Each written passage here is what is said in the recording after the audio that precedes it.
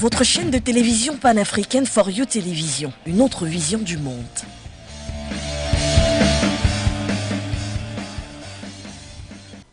Les 14 et 15 octobre 2022, date qui sera donc enregistrée dans le calendrier historique du Burkina Faso, parce que ces deux jours donc seront considérés comme les jours qui ont eu à être les faits marquants, notamment d'une certaine refondation de l'État qui est en cours. Le 8 octobre 2022, le capitaine Ibrahim Traoré, président du Faso et président du MPCR, annonçait dans la tenue des assises nationales, celle qui devait permettre donc aux filles et fils du Burkina Faso de décider de l'avenir de leur pays, notamment durant sa phase transitoire, avant toutefois de pouvoir penser à un retour à l'ordre constitutionnel. Les travaux en eux-mêmes ont ouvert leurs portes du côté de la capitale Ouagadougou et sont vus présidés donc par le capitaine Marcel Meda, représentant donc le capitaine Ibrahim Traoré, président du Faso. Certains mouvements se font déjà annoncer. On parle déjà notamment de certaines résolutions, mais qui n'ont pas encore été adoptées. On aura l'occasion de le savoir avec notamment l'un de nos, ou bien sinon certains de nos invités du côté de Ouagadougou.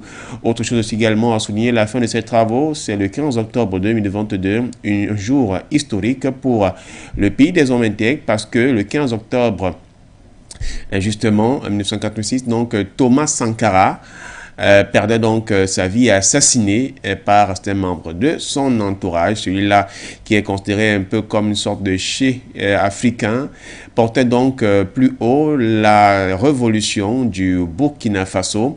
Et aujourd'hui, signe, symbole, est-ce que là ce sont des choses qui se retrouvent? Le capitaine Ibrahim Traoré, jeune capitaine aussi comme le fut le capitaine Thomas Sankara à son époque, devra donc siéger aux destinées des populations et du peuple burkinabé. Nous en parlons donc au cours de ce rendez-vous en interrogeant les assises nationales, si réellement nous tendons vers la refondation de l'État. Madame, Monsieur, merci de prendre rendez-vous avec nous sur les antennes de For You Media Africa. Votre avis compte.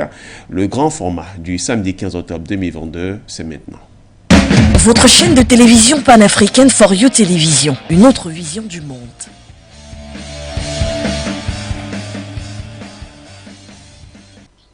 Et pour en parler, au cours de ce rendez-vous, deux invités sont déjà d'abord en présentiel. Nous avons Kodo Pierre Claver, qui est donc journaliste panafricain, directeur de publication du journal Horizon Nouveau Magazine International et également du journal Magazine Panafricain Africa First Crunch News, président de l'AP2A, de H-E2A. Bonjour Patrick HDP, merci pour l'honneur que vous nous faites ce matin. Bonjour Florent, bonjour aux téléspectateurs et téléauditeurs de For You Media Africa. C'est toujours le même plaisir que je les retrouve dans le cadre de nos programmes sur ces antennes. Merci de m'avoir invité et surtout un gros bonjour à notre correspondant du côté justement du Burkina Faso. Et bien sûr, lui c'est Nabaloum Abdoulaye, quelqu'un qu'on ne dira plus, certainement qu'on ne présentera peu. Il est un habitué de nos plateaux, mais également aussi très disponible pour le compte d'échanger sur les sujets africains, notamment sur du Burkina Faso, sur les antennes de For You Media Africa. Il est membre fondateur du mouvement Action pour la souveraineté du peuple ASP depuis Ouagadougou. Bonjour à vous, cher monsieur. Bonjour Florent, bonjour au doyen Pierre Claver, bonjour à l'ensemble des téléspectateurs de For You Media, bonjour à l'équipe technique qui nous accompagne toujours, bonjour à tous les peuples du Burkina, du Niger, du Mali, de la Guinée, de la Côte d'Ivoire, du Cameroun, bonjour au peuple africain, bonjour à tous les souverainistes. Bonjour à tous les panafricains. Monsieur, je voudrais donc, avec votre concours, nous revenions encore sur le discours introductif, celui qui a ouvert les travaux de ces assises nationales. Hier, donc, discours prononcé par le capitaine Marcel Meda, représentant du président du Faso, chef de l'État, président du MPCR, capitaine Ibrahim Traoré, et nous revenons juste derrière pour les échanges. A déclenché sa main.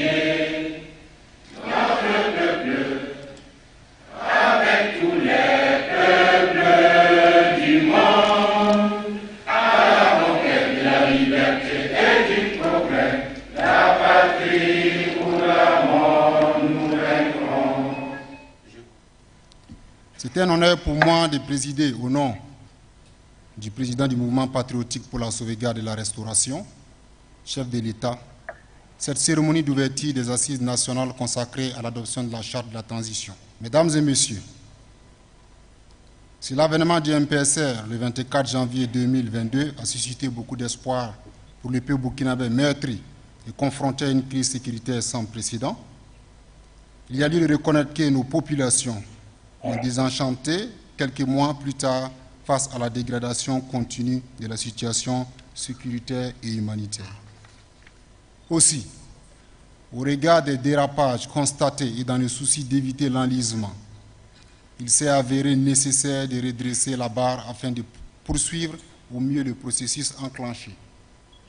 C'est ainsi que les 30 et 31 septembre 2022, des officiers, sous-officiers et militaires du rang ont été contraints de prendre leurs responsabilités pour recadrer et recentrer les objectifs de la transition autour des priorités, à savoir la reconquête et la sécurisation de l'intégralité du territoire national.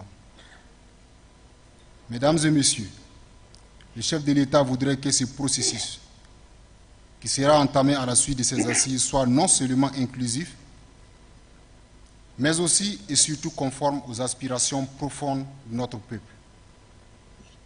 En rappel, dans le cadre des préparatifs, une commission technique a procédé à une relecture de la charte adoptée en mars 2022. Ce préalable a permis de mettre à disposition des présentes assises un projet de charte qui fera l'objet d'examen en profondeur et d'amendements. En outre, dans la perspective de garantir une large participation des Burkinabés de l'intérieur et de la diaspora, une plateforme numérique a été conçue afin d'élargir les contributions pour une mise en œuvre beaucoup plus consensuelle de la transition. Filles et fils du Burkina Faso, à travers ces assises, nous avons encore rendez-vous avec l'histoire. Il nous faut taire nos différends, mettre en commun la richesse de notre diversité pour préserver l'essentiel et écrire une page nouvelle de notre histoire, celle d'un peuple qui assume son destin et se donne des orientations claires pour la construction d'une nation forte et résiliente. Une nation capable de restaurer la paix, la sécurité et amorcer le développement durable. Aussi voudrais-je saluer l'ensemble des participants qui n'ont ménagé aucun effort pour répondre présent à ces assises nationales qui, à terme, définiront les organes qui devront conduire la transition.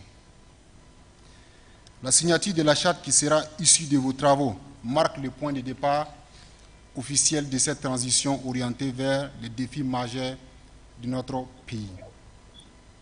Je voudrais vous inviter à apporter des contributions enrichissantes en mettant au centre l'intérêt supérieur de la nation ainsi que les aspirations profondes et légitimes du peuple burkinabé. Tout en vous souhaitant plein succès dans vos travaux, je déclare au nom du président du mouvement patriotique pour la sauvegarde et la restauration, chef de l'État, ouverte les assises nationales consacrées à l'adoption de la charte de la transition. La patrie ou la mort, nous vaincrons.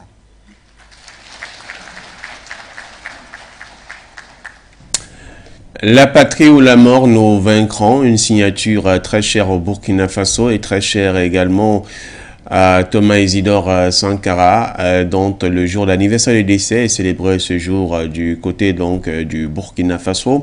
Nabaloum Abdoulaye, lors des événements du 30 septembre, avant d'abord ce moment, vous étiez, comme tout bon nombre de Burkinabés, mais peut-être vous, avec une certaine marge de manœuvre de par votre statut dans la société civile, mais également aussi par les médias, à travers notamment, comme c'est le cas sur For You Media, vous exprimiez notamment un ras-le-bol que vous aviez vis-à-vis notamment de la politique faite par le lieutenant-colonel Ibrahim, j'allais dire capitaine, lieutenant-colonel Paul-Henri Sandaogo Damiba. Et le 30 septembre, au moment où le coup d'État donc était en cours d'être consommé, lorsque les mouvements ont d'ailleurs commencé à la veille, vous étiez sur le terrain, vivre de plus près, au profit même de risquer votre vie, mais il s'agissait plus de votre vie, il s'agissait de la vie d'un peuple, d'une génération qui entend justement sortir de l'oignon, revivre notamment sa liberté en tant que pays des hommes intègres. Au moment où les travaux ont commencé hier et que vous avez suivi le discours du capitaine Marcel Méda, qui représentait donc le président du FASO, chef de l'État, président du MPCR, quels ont été vos sentiments?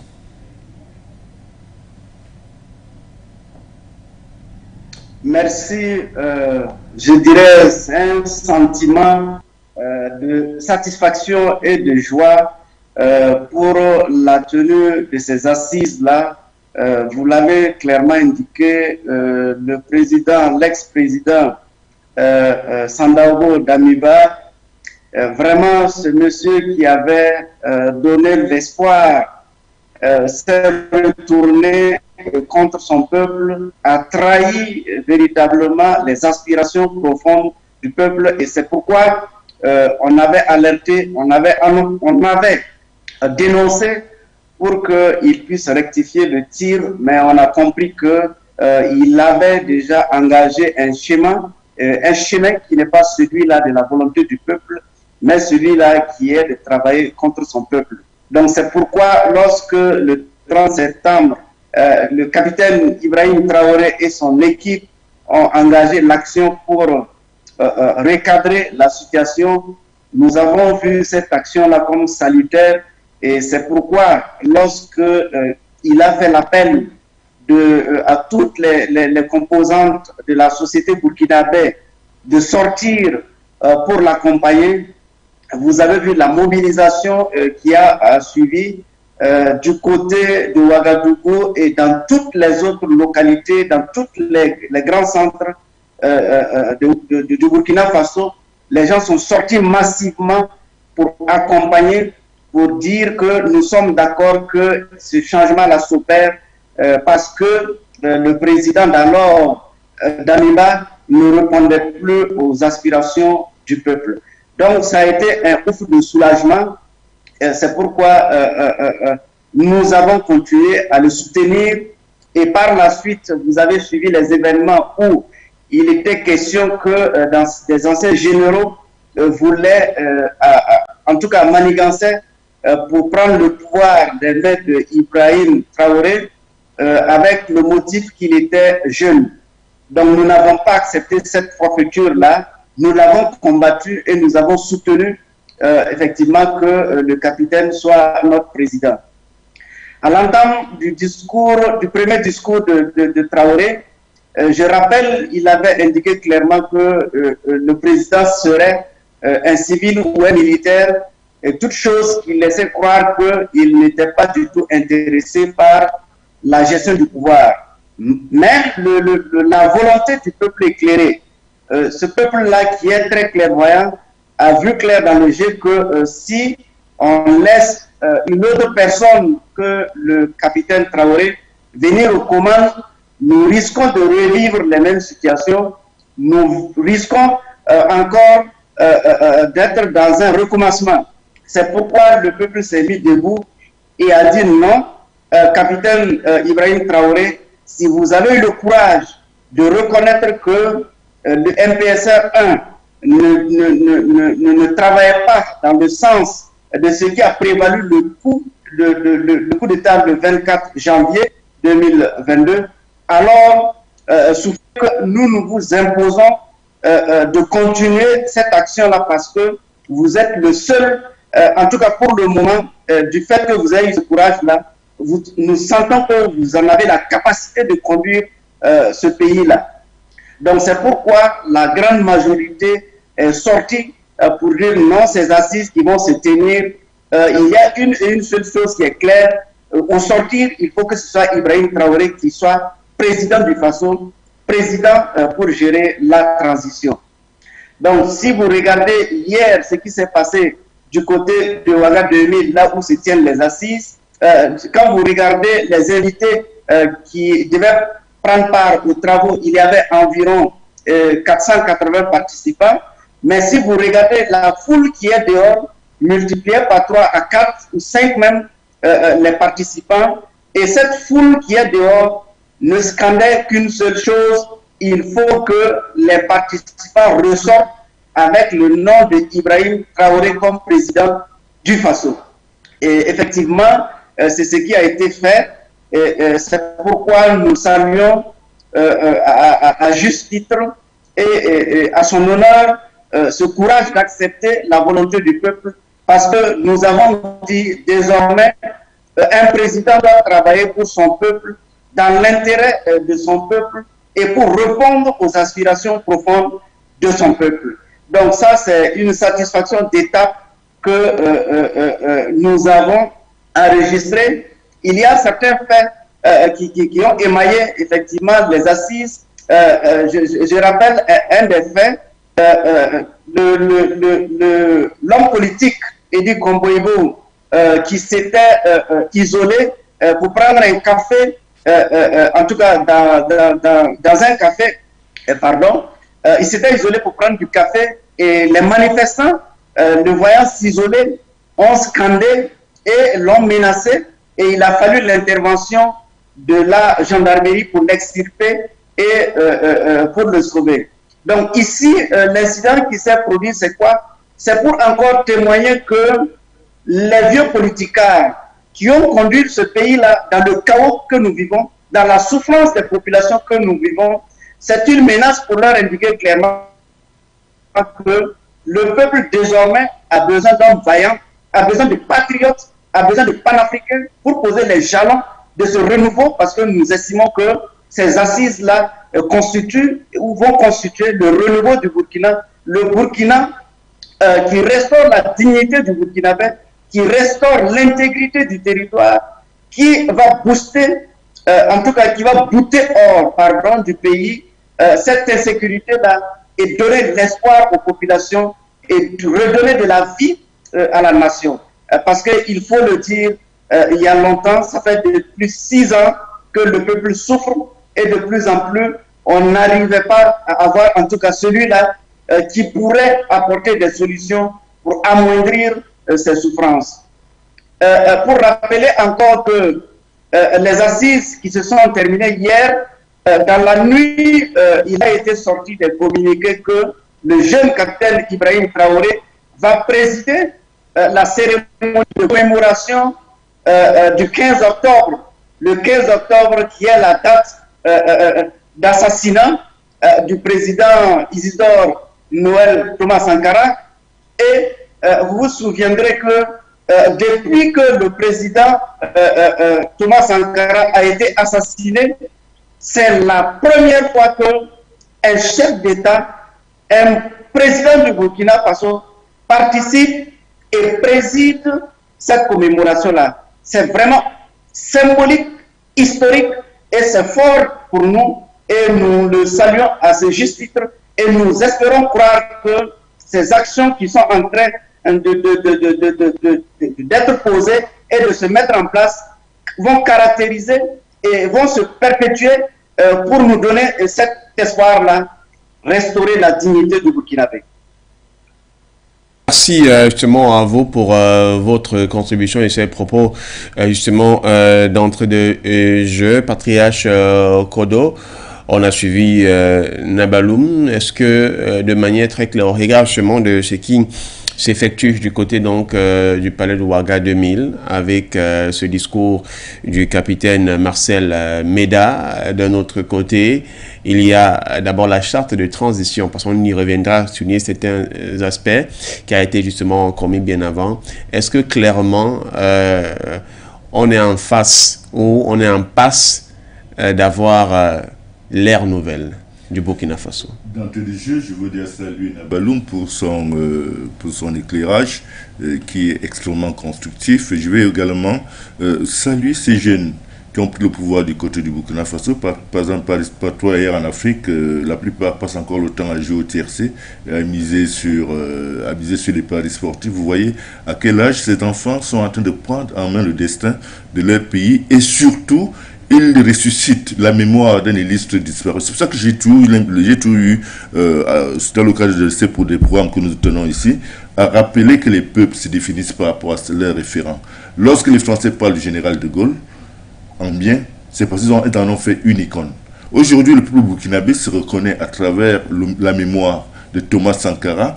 Et vous voyez, même le timing des cérémonies correspond justement à des journées historiques qui ont marqué l'esprit du peuple burkinabé. Lorsque la commémoration, il nous a annoncé tout à l'heure que ce sera la première fois dans l'histoire de ce pays depuis la disparition du président Thomas Sankara, qu'un chef d'État présidera la cérémonie de commémoration de sa disparition. Vous comprenez, c'est des symboles très très forts. Ça suffit que la majorité du peuple burkinabé se reconnaît à travers cette icône qui a marqué non seulement l'esprit des Burkinabés, mais l'esprit de toute l'Afrique en son temps. Et aujourd'hui, il sera certainement porté au piédestal, il sera porté au Panthéon, il est en train d'être porté au Panthéon par son peuple et ceux qui sont en charge désormais de gérer cette mutation sont justement ces jeunes qui ont pris le pouvoir du côté du Burkina Faso, mais ils ont cet avantage, c'est qu'ils sont soutenus par tout le peuple burkinabé qui se reconnaît à travers la mémoire de Thomas Sankara.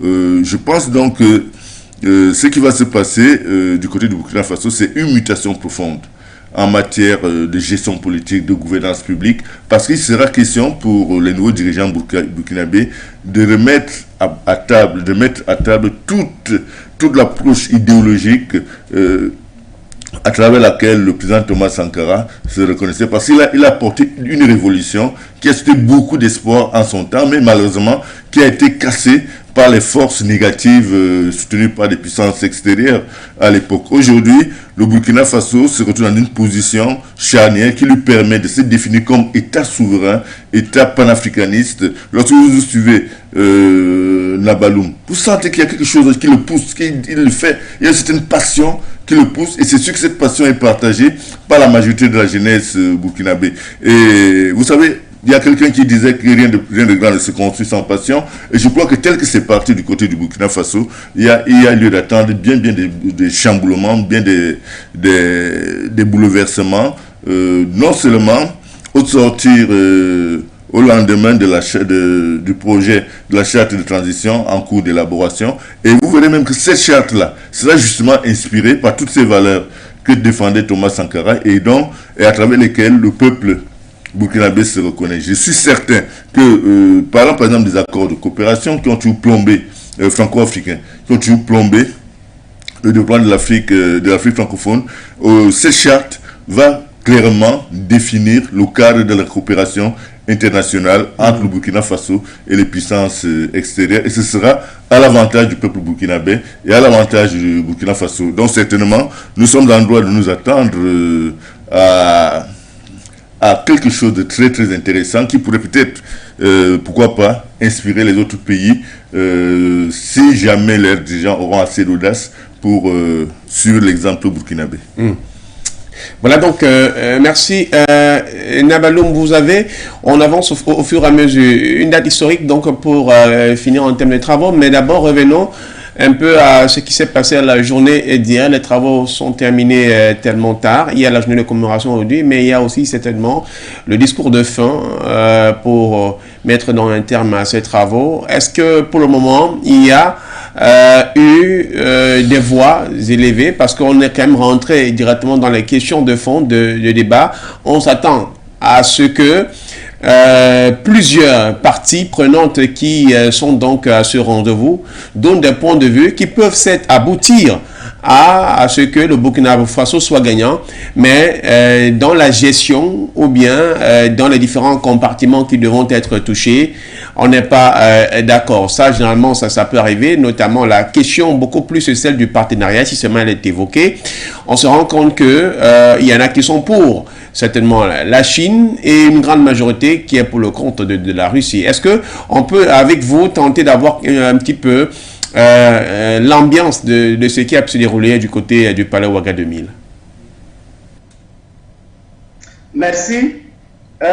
Effectivement, vous l'aurez constaté que le jeune capitaine Ibrahim Traoré est assez tard dans la nuit du côté du palais pour la signature de la charte de transition. Donc, effectivement, c'est déjà acté. Il a procédé à la signature de la charte de la transition. Et nous retenons trois éléments fondamentaux. Le premier élément, c'est la désignation du président Ibrahim Traoré comme président du Faso. Le deuxième élément, c'est les membres du gouvernement, qui va conduire cette transition. Et donc, il a été retenu 25 membres. Nous pensons que 25 membres par le passé, on avait décrié le nombre pléthorique de ministres et qui s'étaient arrogés des salaires faramineux qui a largement été critiqué par tous les Burkinabés. En tout cas, la presse ne s'est pas, s'est laissée à cœur joie avec la classe politique et avec les sociétés civiles pour dénoncer cette malgouvernance, ce pillage qui avait été organisé par Damiba et son gouvernement. Donc, en limitant le nombre de ministres à 25, nous espérons que ceux-là qui vont être désignés vont être des patriotes, vont être des panafricains, vont être des hommes intègres capables de proposer d'abord des solutions et aussi mettre l'intérêt supérieur de la nation, répondre aux aspirations du peuple dans le cadre du mandat qui leur sera confié. L'autre point de la charte qui a été retenue, c'est l'Assemblée législative de transition. Il a été retenu 71 membres pour conduire l'Assemblée législative et il a été clairement indiqué que pour les membres de cette Assemblée-là, ils ne vont pas bénéficier de rémunération comme ça a été le cas sous Damiba, où encore tout le peuple a dénoncé cette attitude vraiment qui ne répondait pas du tout aux réalités du moment. Pendant qu'on demandait au peuple de contribuer à l'effort de guerre, les députés de l'Assemblée législative se permettaient de donner des salaires, des sous-salaires et des indemnités à n'en pas finir. Donc, il a été clairement indiqué dans la charte que le mandat est gratuit et le mandat n'est pas rémunéré. C'est les participations des indemnités qui seront servies pour leur participation au cours des différentes sessions. Et le dernier élément, c'est les 21 mois qui ont été actés pour la conduite de la transition. Donc, les 21 mois aussi, nous comprenons que c'est pour répondre à la communauté internationale, c'est pour répondre aux standards internationaux, parce que le Burkina Faso a besoin aussi d'amis et de partenaires. Et c'est pourquoi je vais revenir sur la question de partenariat pour dire que ce qui a prévalu, ce qui a milité le soutien de cette société civile et de cette population à ce que Ibrahim Traoré soit président du Faso, c'est parce que nous avons foi en lui qu'il va diversifier les partenariats. Et si vous regardez les images, vous verrez que le partenaire russe, vous verrez même que ce sont des chefs coutumiers qui clairement l'indiquent que le président Ibrahim Traoré, il doit aller vers la Russie, il doit aller vers des partenaires capables de fournir non seulement du matériel, du renseignement, mais aussi d'autres aspects pour lui permettre de réussir sa mission parce que nous sommes dans un monde globalisé et seul, c'est difficile. Seul, c'est difficile, pourquoi? Parce que nous savons très bien que le combat que le peuple a engagé, l'impérialisme va tenter par tous les moyens pour déjouer toute la stratégie et tout ce que nous sommes en train de bâtir. C'est pourquoi nous demandons au président Ibrahim Traoré de diversifier ses partenariats, en tout cas des partenaires qui vont tisser des liens de partenariat gagnant-gagnant dont l'intérêt du Burkina Faso serait mis en avance dans le cadre des négociations, dans le cadre des ententes, dans le cadre des accords qui vont être signés ou renouvelés. Donc cette attente-là est une attente très très forte du côté de la population et dès les premiers jours à venir, nous allons apprécier cette situation. Donc voilà d'emblée pour cette préoccupation ce que je peux apporter. Voilà, donc des pays, il y a quelque chose quand même assez fort. On a décidé, les choses sont faites hier, hein, s'il faut le dire de manière très claire. Ça veut dire qu'on s'est rendu compte qu'il faudrait donner la place justement à la commémoration du capitaine Thomas Isidore Sankara. Le capitaine Ibrahim Traoré est venu donc signer les documents hier après l'adoption faite par les parties prenantes aux assises nationales. La Baloum Abdoulaye a eu à souligner 25 personnes qui doivent encadrer le président de la transition, donc les membres du gouvernement, a dit qu'y compris un premier ministre, on est à 25. Et puis maintenant, au niveau de l'Assemblée législative, 71 membres. Mais au niveau de ces observations, on se rend compte que ce n'est pas un salaire. Ils perçoivent une sorte d'indemnité, même si c'est encore trop dire. C'est comme s'ils faisaient dans ce qu'on appelle le volontariat. C'est à peu près dans le volontariat parce que le bénévolat est différent. Dans le volontariat, au moins, vous pouvez parfois avoir quelque chose qui peut être donné pour vous accompagner.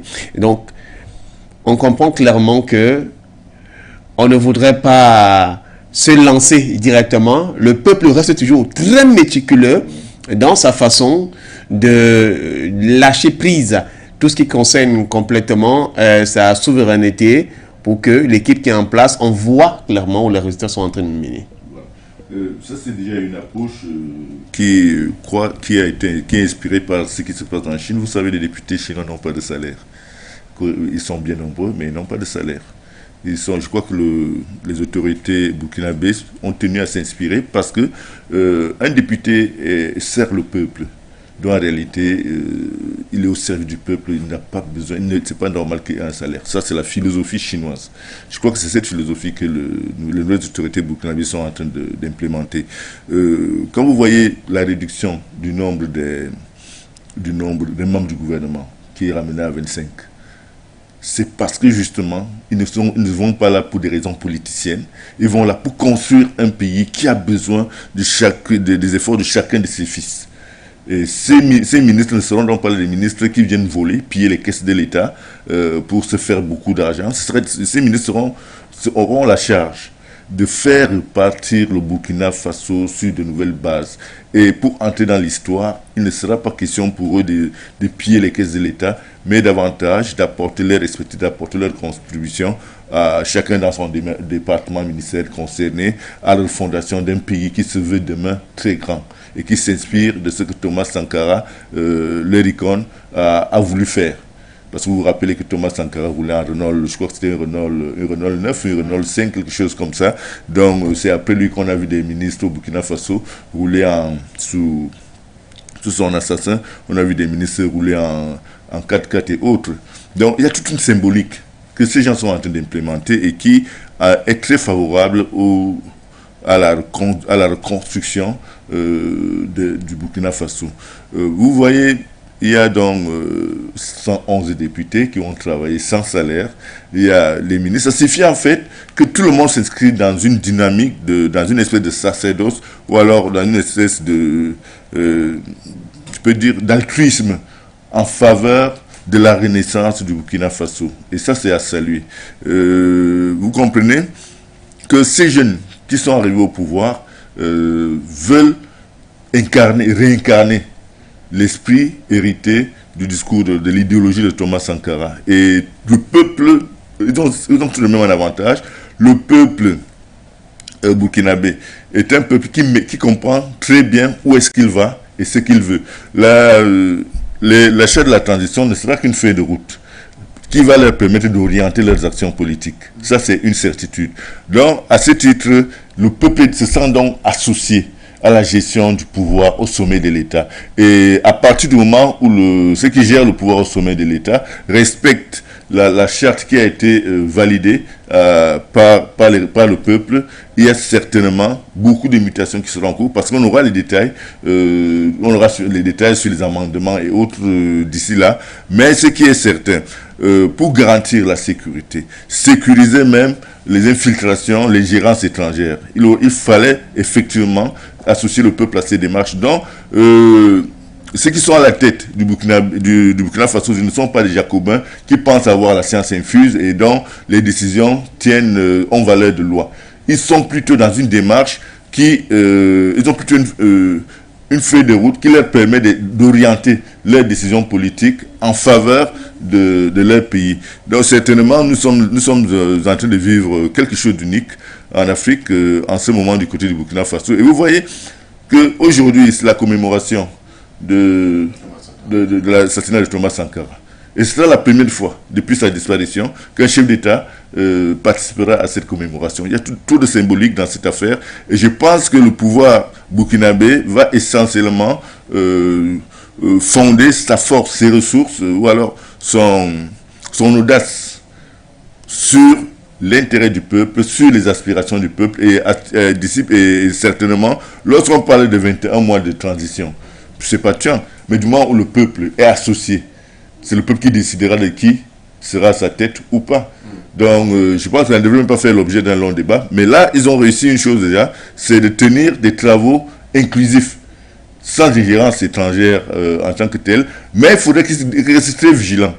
Parce que parmi les opposants, ou alors les membres de la société civile burkinabé, il y a certainement quelques-uns qui pourraient être instrumentalisés par les puissances étrangères pour justement casser la dynamique qui est en train d'être mise en place du côté du Burkina Faso. Enfin, le plus gros ennemi dans les constituants des États, des États africains, c'est l'ingérence étrangère. Ça, il faut pas se leurrer. Parce que un pays comme la France s'ingère dans les affaires internes pour s'accrocher sur ses avantages qui généralement ne profitent pas à nos peuples. Or, le cas du Burkina Faso aujourd'hui est un cas qui a surpris la classe politique française au point où, de plus en plus, cette classe politique réalise que le Burkina Faso, après le Mali, est également en train de leur échapper. Et il faudrait donc que les autorités burkinabées restent très très vigilantes, et même le peuple burkinabé, parce que ce ne sera pas une balade de santé, ce sera plutôt une course d'obstacles, des obstacles dont il faut prévoir la gestion dès maintenant. Voilà un peu ce que je peux en dire. Naval Mabdoulaye, je vous aurai une double question. D'abord pour rester dans le cas précis qui est celui de presque la conclusion de ces travaux, un membre du gouvernement, au niveau justement des parlementaires, entre guillemets, au niveau de l'Assemblée législative, soit 11 membres qui ne vont pas percevoir de salaire, mais des sortes d'indemnités. Pourquoi n'a-t-on pas fait la part égale, même pour les membres du gouvernement? On n'a pas eu à évoquer un cas, ils vont forcément percevoir un salaire. Et maintenant, en termes d'indemnité, du côté donc de ces membres de l'Assemblée législative, est-ce que lorsqu'on reviendra à un retour à l'ordre constitutionnel, où on aura une Assemblée nationale avec tous ces députés élus, on pourrait bénéficier d'un salaire ou sera toujours une indemnité? Entre-temps, cette indemnité, comment ces personnes vont vivre? Est-ce qu'on tentera de voir comment cela va affecter, ou bien seront tout simplement des allocations que l'on fera pour une période bien déterminée? Permettez-nous un peu aussi également de comprendre comment est-ce que l'on est en train de penser. Vous n'avez pas été physiquement à ces assises, mais vous avez eu à contribuer à travers la plateforme que la présidence a eu à mettre en place, ainsi que le comité d'organisation de ces assises. Qu'est-ce qui est dit entre-temps pour pouvoir tenter de pallier ou encore moins d'encadrer cela?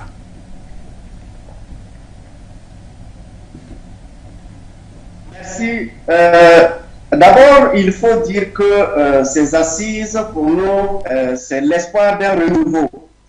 Et comme il a été clairement indiqué au niveau du MPSR, la refondation du Burkina Faso.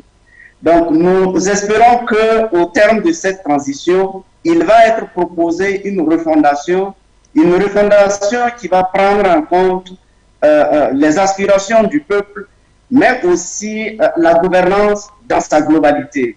Et la gouvernance dans sa globalité qui prend en compte l'Assemblée nationale qui va être mise en place après la transition.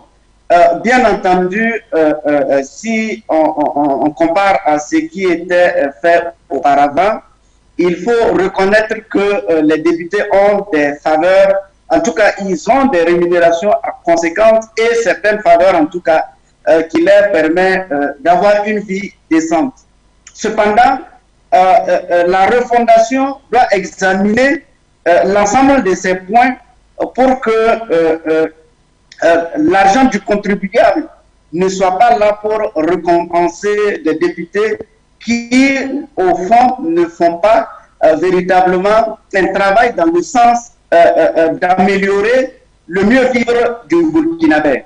Et c'est en cela que nous souhaitons que dans la refondation qui va être mise en place, ces aspects-là puissent être revus pour qu'on puisse non seulement associer la vie, le train de vie de l'État, en commençant par les membres du gouvernement et au niveau aussi de l'État central, certains postes où on a des rémunérations et qui, de notre point de vue, ne cadrent pas avec les réalités du Burkina Faso. Il va être de même pour l'Assemblée nationale qui va être mise en place et nous souhaitons vivement que la refondation fasse un toilettage pour que la réalité économique puisse servir autant le peuple que les gouvernants. C'est là vraiment l'esprit, la vision que nous souhaitons qui puisse guider le jeune capitaine et son équipe lorsqu'il va s'agir de poser les pas de la refondation. Donc, pour revenir, le Mali aujourd'hui est dans cette phase de refondation et ce sont des exemples. La Centrafrique est dans cette phase de refondation. Ce sont autant d'exemples que certainement qui vont nous inspirer lorsqu'il va s'agir de mettre en place ces questions de refondation de l'État du Burkina Faso et partant, comment reconstruire la dignité du Burkinabé, comment organiser et mettre en place un cadre qui garantisse le mieux vivre, qui garantisse la paix, qui garantisse la sécurité pour tous les Burkinabés de façon générale. Donc voilà un peu pour ce qui est, en tout cas nous estimons que la refondation doit aller dans ce sens-là. Nous, ce qui a véritablement marqué le peuple burkinabé dans la gestion de Damiba, à l'entame, il avait laissé croire que vraiment c'était l'intérêt supérieur de la nation et que le travail qui serait fait devrait permettre à tous les Burkinabés d'abord de retrouver la sécurité, mais aussi assurer une certaine gouvernance, une gouvernance exemplaire, une gouvernance en tout cas qui va répondre aux aspirations du peuple. Mais dès la mise en place des organes, notamment l'Assemblée législative de transition et le gouvernement de transition, la première des choses qui a tiqué les Burkinabés, c'est les niveaux de rémunération qui ont été proposés. Et lorsque les rémunérations étaient proposées, l'on s'attendait à ce que le président Damiba dise non, vous êtes venu pour accompagner une situation de transition. Il n'est pas question que cette situation-là vous soit favorable pour gaspiller, pour dilapider les deniers publics pendant que nous-mêmes nous sommes en train de demander au peuple de contribuer à l'effort de guerre. Mais à notre grande surprise, le président Damiba n'a pas remis en cause ses propositions. Au contraire, il les a actées et dans le grand silence absolu, tout en méprisant la volonté du peuple, tout en se mettant carrément au dos du peuple. Donc cette situation a créé une indignation profonde, un sentiment de rejet et ça crispait véritablement nous, la société civile et l'ensemble des populations du Burkina Faso. Donc c'est pourquoi lors de ces assises, quand d'abord ce qui avait été proposé, en tout cas par beaucoup de Burkinabés, c'est qu'on suspende carrément l'Assemblée législative de transition pour le moment et véritablement limiter le nombre des membres du gouvernement parce que ce sont des institutions pour la gouvernance, on comprend, mais l'Assemblée législative, au-delà du fait que ce soit un standard international, nous, on ne voit pas sa contribution significative, en tout cas dans les préoccupations, dans les aspirations du peuple. C'est pourquoi, dans la grande majorité, on avait souhaité que le président Ibrahim Traoré fonctionne par ordonnance et mette en stand-by cette assemblée législative parce que c'est une caisse de résonance budgétivore, mais sans résultat véritable pour faire fonctionner la transition. Donc voilà un peu les éléments que je voulais apporter par rapport à ça. Il faut dire que le président Traoré, comme vous l'avez si bien dit hier, il est en train de marcher sur des œufs en or parce que nous lui avons donné cette position-là, mais ce n'est pas une carte en blanc parce que nous allons toujours maintenir notre veille citoyenne, notre veille de la gouvernance, notre veille de la conduite de la transition parce que nous avons des préoccupations et ces préoccupations-là doivent connaître des solutions adaptées. De double question, mais je reviendrai à vous directement. Je voudrais justement, puisqu'on a eu à évoquer cet aspect de la gestion avec l'Assemblée législative, que vous trouvez qu'elle est budgétivore. Patriarche DP, toutefois, la gestion qui a été retenue par les parties prenantes qui sont dans les assises nationales, est-ce qu'on a un peu pas une sorte de remake ou bien une copie qui n'est pas éloignée de la gestion financière du président déchu, Roch Marc Christian Kaboré, vis-à-vis des ministres, lui qui avait justement réduit le salaire de tout ce qui était fonctionnaire, membre du gouvernement, pour que l'économie puisse bien marcher. Oui, je pense d'ailleurs que c'était une décision qui participait à l'amélioration ou alors à la réduction des économies sur le budget public en son temps, mais bon, il était déjà désavoué par le peuple aussi à l'époque, donc cela ne l'a pas suffisamment servi, et surtout lorsque les gens prennent des mauvaises habitudes, il est difficile pour eux de s'en débarrasser. Par contre, je pense que la résolution prise par la transition malienne, burkinabé, je vous en prie, par la transition burkinabé, de ne pas attribuer des salaires dès le début aux députés ou alors aux membres de l'Assemblée législative de transition est une décision certaine parce que chacun ira travailler de ce côté-là, sachant qu'il travaille pour le peuple burkinabé, pour son pays et non pour le salaire. Parce que c'est justement dans le système mis en place, hérité du système francophone, c'est que les fonctionnaires sont portés à se faire payer sur les caisses de l'État. Pourtant, ailleurs, il y a des fonctionnaires, il y a des gens qui travaillent, comme en Chine, je le disais tantôt, les députés chinois n'ont pas de salaire. Ils sont entretenus d'une manière ou d'une autre, mais n'ont pas de salaire. Parce que chez eux, ils disent que si vous êtes député, ne pense pas au salaire. Vous comprenez? Or, ici chez nous, et c'est ça qui crée beaucoup de push, de corruption au sein de l'appareil dirigeant de nos pays, parce que les députés deviennent maintenant un lobby qui peut faire pencher des décisions stratégiques, non pas en faveur du peuple, mais en faveur de leurs propres intérêts, en fonction de leurs intérêts.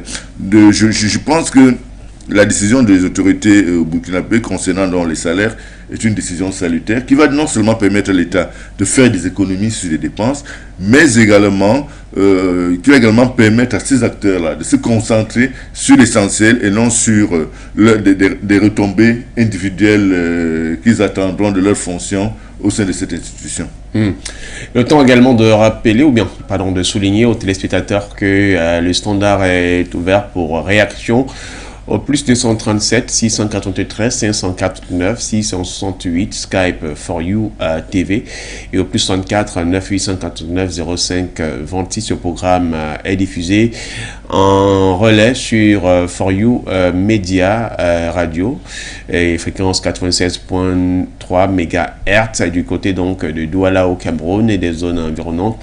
Et également aussi vous pouvez recevoir For You Media Africa via des bouquets notamment du côté de la Centrafrique, disponibilité tout à fait claire. Et au Mali, le bouquet Mali Vision, nous saluons également le peuple béninois, en l'occurrence également Suleiman Hamzat Lité. On est très suivi du côté du Bénin.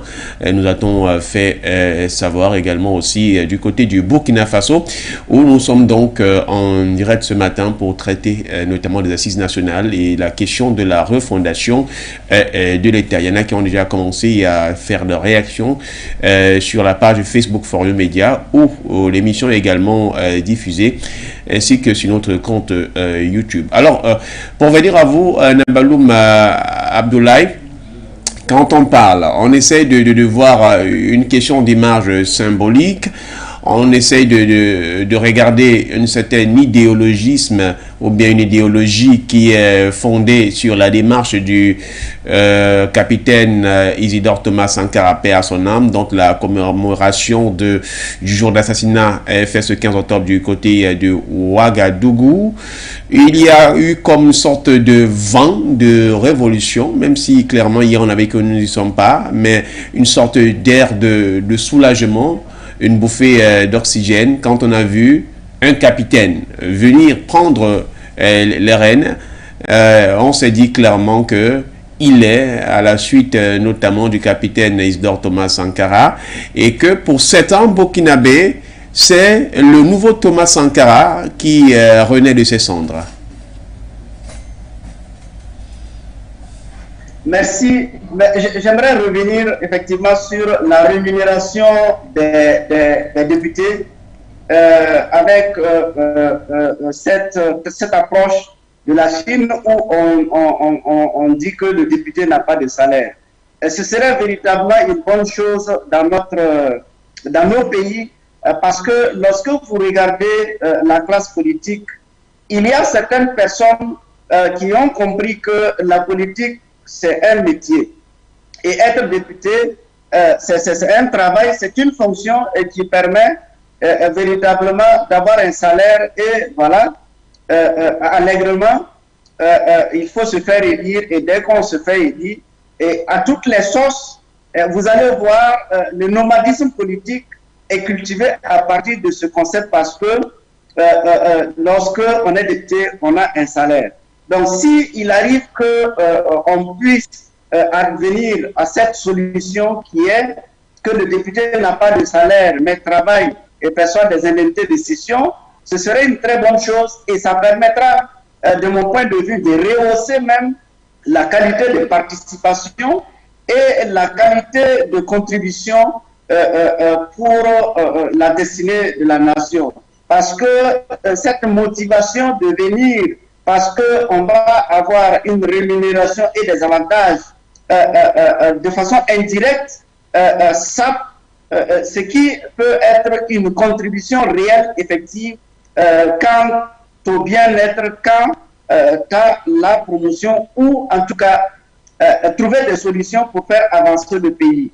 Donc si on arrive à implémenter ça dans le cadre d'une réforme, ça peut rehausser la classe politique, ça peut rehausser la contribution des personnalités, des personnes qui aspirent à ces différents postes-là. Donc, pour revenir à votre question sur le vent nouveau qui est en train de souffler de Ouagadougou, qui passe de l'insurrection populaire à une révolution, c'est une bonne chose que nous saluons à sa juste valeur et c'est pourquoi nous encourageons vivement le capitaine Ibrahim Traoré qu'il continue dans cette façon de voir les choses, dans cette façon que le peuple souhaite que les choses soient menées. Parce que comme disait l'autre, travaillez avec le peuple et vous allez réussir. Travaillez contre le peuple et vous allez échouer. Donc ici, nous sommes conscients qu'au Burkina Faso, nous avons un véritable problème au niveau de l'armée. Et ça s'est traduit très récemment, dès les 1er et 2 octobre dernier, où on a vu qu'au niveau de la hiérarchie militaire, il y a tout un problème, il y a véritablement, en tout cas, comme on dit, c'est la grande muette. Nous, les civils, nous ne comprenons pas ce qui se passe à l'intérieur, mais par notre réflexion, nous comprenons qu'il y a véritablement un sérieux problème. Un sérieux problème parce que l'armée, dans sa globalité, n'a pas pu trouver de solution lorsque la crise est survenue entre le capitaine Ibrahim Traoré et le lieutenant-colonel Damiba. Il a fallu faire recours aux leaders religieux coutumiers pour mener effectivement le dialogue pour nous sortir de cette situation.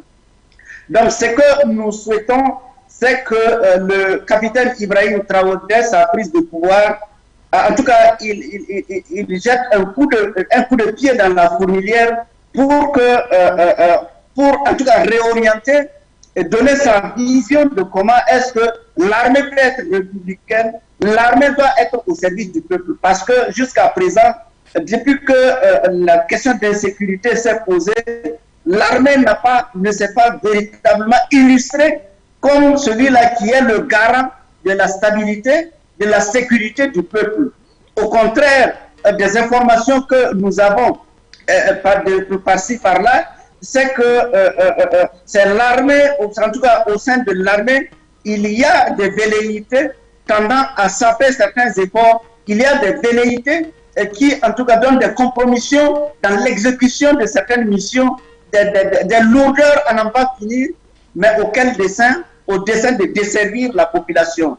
Donc nous pensons et nous souhaitons vivement que le jeune capitaine, lorsqu'il va véritablement prendre les rênes, qu'il jette un regard très sérieux et qu'il fasse un bon diagnostic du côté de l'armée pour réorganiser l'armée, parce que si l'armée est mieux réorganisée, si l'armée se recentre sur sa mission première, qui est sa mission régalienne d'être au service du peuple, alors nous pensons que vivement, il y aurait des solutions, vivement, il y aurait des réponses sur les questions d'insécurité. Parce que aujourd'hui, il est inadmissible et il est inconcevable qu'un groupuscule on ne dira pas de terroristes, de mercenaires, tente de mettre en déroute toute une armée et toute une sous-région. Donc, c'est pourquoi nous estimons que ça, c'est vraiment important, parce que depuis le temps de Roch-Marc Christian Kaboré jusqu'à aujourd'hui, on n'a pas pu encore qualifier qui attaque le Burkina Faso. Et si vous avez bonne souvenance, le Mali, lorsque Roch-Marc Christian Kaboré avait sollicité le Mali, il a été clairement indiqué que le Mali a identifié son ennemi, le Mali connaît son ennemi, le Burkina Faso ne connaît d'abord pas son ennemi. Donc je pense que la première des choses, c'est véritablement qu'on puisse qualifier qui est notre ennemi, qui attaque le Burkina Faso, parce que depuis que les attaques ont commencé, personne n'est sorti revendiquer quoi que ce soit pour dire, voilà, nous sommes en train de s'aimer la mort, voilà ce que nous voulons. Nous sommes en train de créer la désolation, voilà ce que nous voulons. Non, on se permet de tuer à longueur de journée, de créer la zizanie, de faire déplacer les populations, mais sans véritablement demander quelque chose en contrepartie. Donc il est important aujourd'hui qu'on puisse s'asseoir et dire qui nous attaque, qui est derrière cette attaque-là. Donc si les autorités arrivent à qualifier qui est notre ennemi, nous pensons que ça va être un grand pas et le soutien du peuple est indéfectible par rapport à cette situation. Nous, au niveau du peuple, nous avons clairement indiqué que notre ennemi c'est la France et c'est l'Occident. C'est cet impérialisme-là qui alimente ces terroristes-là, qui donne des renseignements à ces terroristes-là. C'est pourquoi ils sont en train de nous créer cette misère-là. Nous voulons que, au niveau des autorités, ce soit clairement indiqué que voici notre ennemi et le peuple va se soutenir et le peuple va se mettre debout pour soutenir les autorités dans ce sens. Et c'est ce que nous avons toujours clamé. Nabaloum, on va donc aller au téléphone. Nous attend, cher Gangoseli, depuis la capitale Yaoundé, au Cameroun. Si je ne me trompe, monsieur, bonjour et bon samedi. Bienvenue sur Forum Média Africa. Oui, bonjour, monsieur Naha. Bonjour aux téléspectateurs de For You. Vraiment un grand remerciement à vos invités de ce matin et en particulier au Papa Kodo, vraiment qui prend toujours son temps de façon infatigable et consistante pour nous éclairer sur la situation critique de nos pays. Revenons vraiment à qu'est-ce qui se passe au Burkina. C'est le même problème qui se passe dans tous les pays qui utilisent le franc CFA. Franc CFA, franc des colonies françaises. Ça veut dire que nous ne sommes pas des États. C'est ça le fondamental. C'est pour ça que je remercie vos intervenants ce matin, parce qu'ils ont mis le doigt sur la refondation. On a parlé de ce qui se passe en RCA, de ce qui se passe au Mali. Il faut une refondation. Pourquoi une refondation? Parce que nous n'avons jamais eu d'État. Nous n'avons jamais eu d'État. Ce n'est pas que nos constitutions qui sont un problème, monsieur Naha. C'est aussi cette histoire de rémunération-là. Cette rémunération-là, elle est sur quelle base? Elle ne tient pas. Le franc CFA a colonisé nos mentalités au point où même la répartition des ressources dans nos problèmes dans nos pays est un problème. Nous sommes ici au Cameroun. Comment un jeune peut construire une maison? Quand vous prenez votre salaire à la fin du mois, vous vous demandez comment vous allez envoyer vos enfants à l'école, comment vous allez les nourrir et tout. Ça fait, je vous dis, c'est un ensemble. Et c'est cet ensemble qu'il faudra traiter pour qu'il n'y ait pas vraiment ces grands gaps entre ce que vit la population et ce que vivent ces parlementaires. C'est pour ça que je dis, ce n'est pas que nos constitutions qui sont des constitutions décolonisées, même notre administration. Ces gens-là touchent beaucoup d'argent et ils sont tellement plongés dans cet argent qu'ils s'en foutent complètement de la situation du peuple. Donc, vraiment, il y a un travail, il y a vraiment l'économie à refaire. C'est quoi l'économie? C'est de dire, tout citoyen de base doit pouvoir s'acheter à manger, doit pouvoir se loger. C'est là la base de l'économie. Et à partir de là, on monte en gamme jusqu'aux différentes rémunérations. Mais c'est absurde qu'un citoyen touche 36 000 francs et le ministre touche 10 millions de francs. Mais ce ministre, il travaille plus que le citoyen. Il est assis dans un bureau climatisé. Nous, on sort tous les matins, on va galérer, on revient le soir, on n'arrive pas à manger. Lui, il est assis dans un bureau climatisé, il a une voiture. On lui paye le carburant, il est logé, il est tout. Après, on lui donne 10 millions par mois. Donc, c'est pour ça que je vous dis que ça reste encore des administrations coloniales qu'il faut bannir. Et c'est là où je dis, au Burkina, je veux dire, nos pays, on peut dire, d'une manière schématisée, que depuis l'esclavage et la colonisation, nos pays sont en état de crise. Or, en état de crise, il ne faut pas adopter une administration très longue. C'est pour ça que les militaires réussissent bien en Afrique, parce qu'il faut être direct, il faut aller vite. Et le jeune colonel ou le jeune capitaine qui est là, vraiment, la façon dont il est scruté par la population burkinabèse, il n'a aucune chance, il doit aller vite. Et il a un modèle à côté qui est le Mali. S'il s'enferme dans des histoires d'administration ou pour acheter un blindé, il faut 6 mois, 7 mois de délibération, mais entre-temps, on va venir tuer vos populations. Si on a besoin d'un blindé, le lendemain, on lance l'ordre, on commande le blindé. Les choses, nous sommes en crise, et en situation de crise, les chaînes de décision doivent être directes et rapides, jusqu'à ce qu'on crée un État avec une constitution, une monnaie, une économie et une forme d'administration. Quand je parle toujours d'économie, c'est pour dire que une économie où le citoyen ne peut pas s'acheter un bout de pain, où le citoyen ne peut pas se construire une maison, ce n'est pas une économie. C'est une colonie. Donc il nous faut vraiment refonder tout cela de manière que tout citoyen, sans être très prétentieux, peut vivre tranquillement et participer et donner son énergie pour le développement du pays. Donc voilà pourquoi je dis ces militaires du Burkina n'ont pas le choix. Ils doivent aller dans une action directe. Nous sommes en crise. Il n'y a pas de demi-mesure. Voilà ce que je souhaitais ajouter, M. Naha. Bonne journée à vous.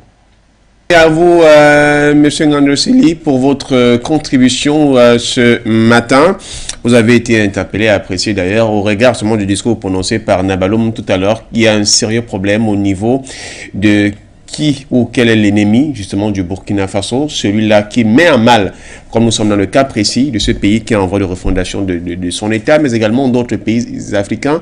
Il est important de déterminer cela, et quand on écoute tout à l'heure M. Ngandoseli, c'est une question que les présidents, les responsables d'États africains doivent vraiment avoir, d'où généralement on fait souvent un appel d'abord à un certain, on parlera plus d'un patriotisme, mais s'il fallait dire un patriotisme panafricain, l'Afrique étant considérée plus comme forcément un continent au regard de l'autre, mais un pays, et en tant que pays, on doit tout faire pour protéger ses intérêts et fixer les bases. Oui, Florent, il faudrait se poser la question de savoir à qui profite le chaos en Afrique. Lorsque vous avez trouvé réponse à cette question, il devient facile d'indexer l'ennemi. Vous savez, les puissances, l'impérialisme SADOS pratique la théorie du chaos.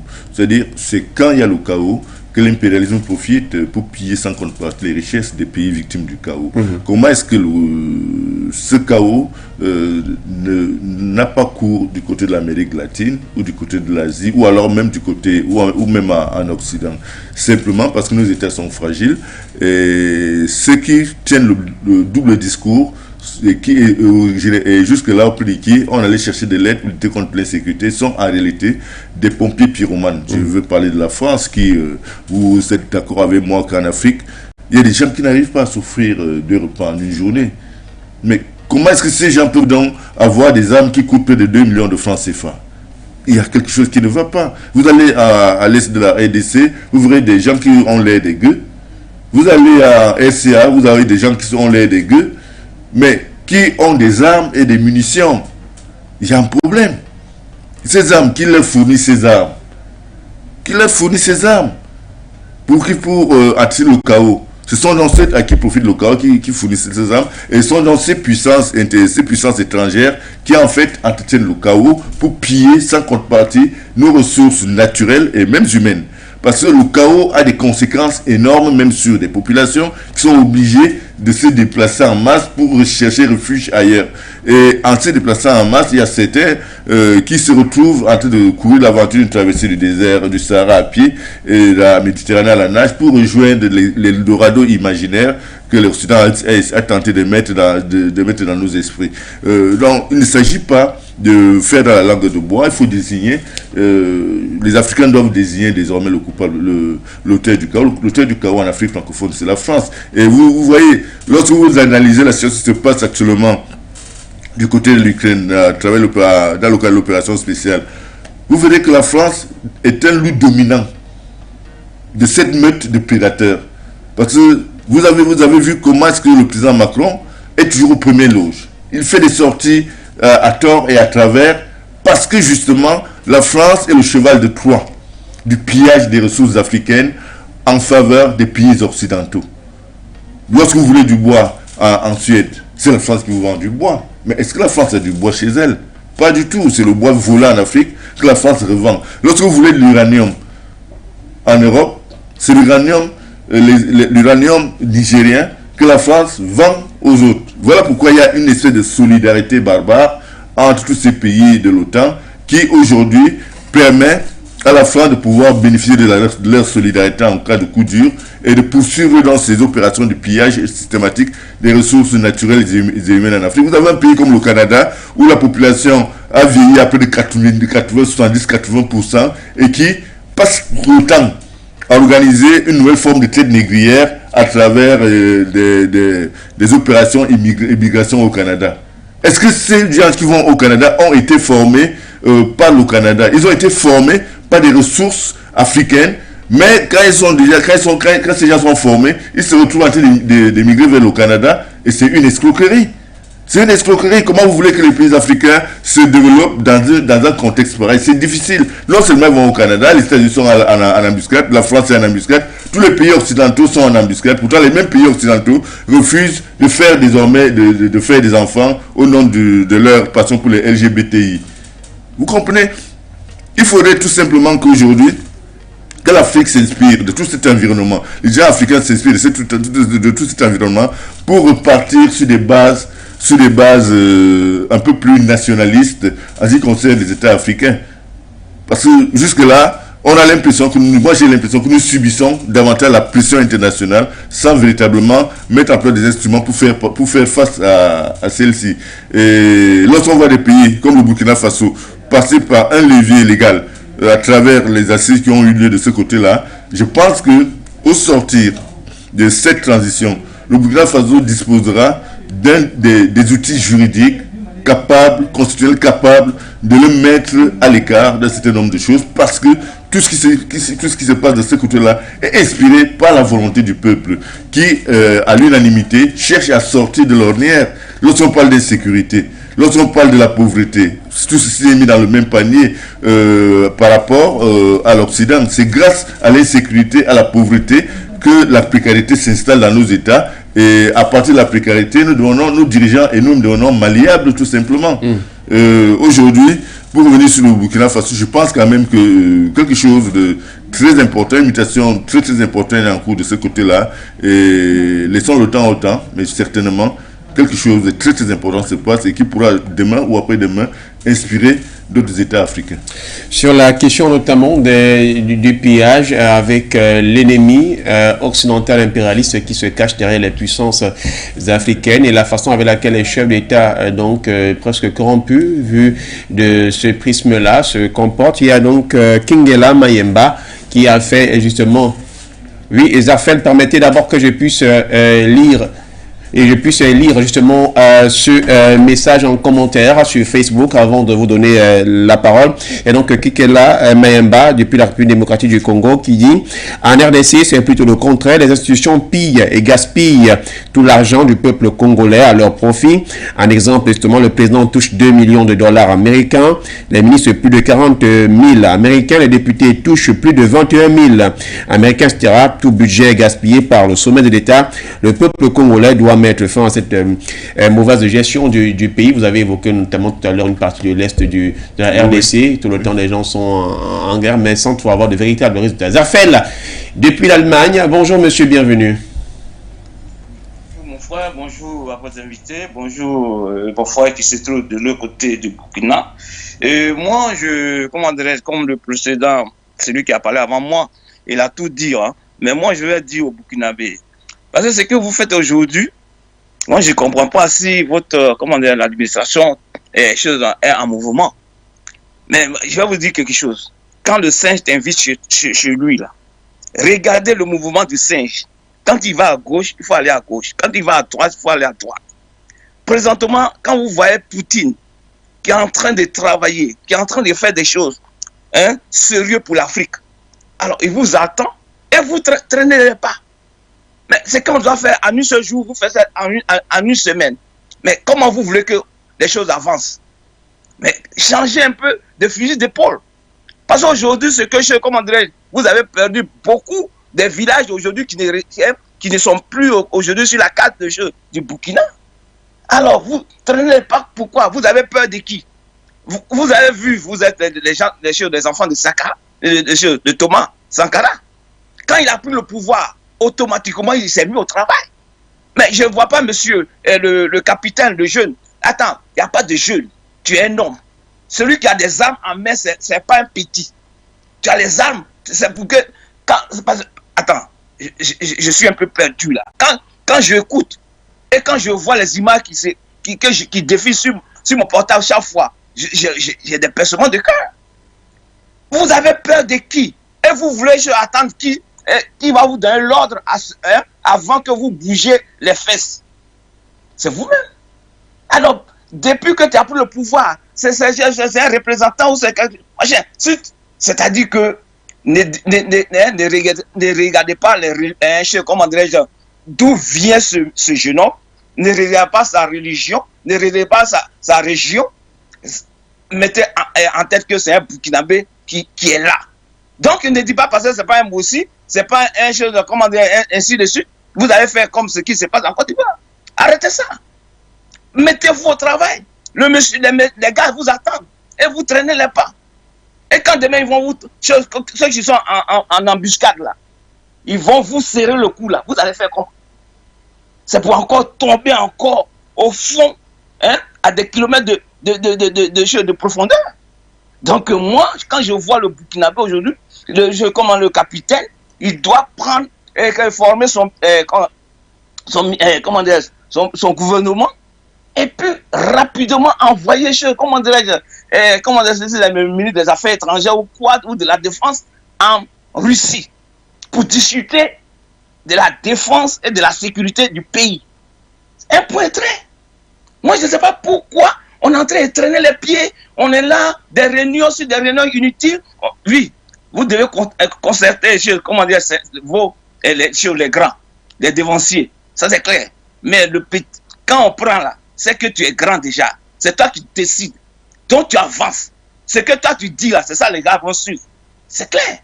Donc, vas-y, mon frère. Inutile de mettre un pied devant et tu fais 10 pas en arrière. Non, ça ne fait pas avancer le pays. Je ne sais pas si le gouvernement est déjà formé aussi, comment dire aujourd'hui, l'administration au Burkina plutôt, ça fonctionne. Ça, c'est un retard aussi. Il y a des gens aujourd'hui qui attendent à faire, comment dirais-je, à faire créer des sociétés, tout ça, s'il n'y a pas de gouvernement, comment vous voulez que le pays va avancer pour que ceux qui cherchent du travail vont avoir du travail? Mais dis donc, merci et bon dimanche, bon week-end plutôt. On n'est pas encore au dimanche. Bon week-end. Merci. Merci à vous, Zerfel, pour votre contribution. Un pas en avant, 10 pas en arrière. Au Cameroun, ça s'appelle la danser la danse Bafia, avancer à reculons.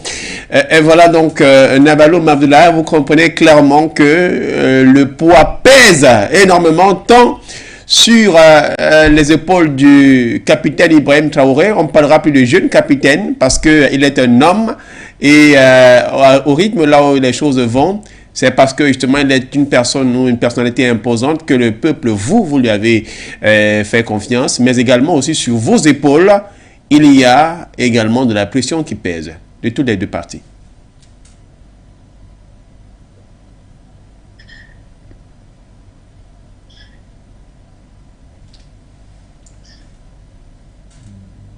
Allô? Oui.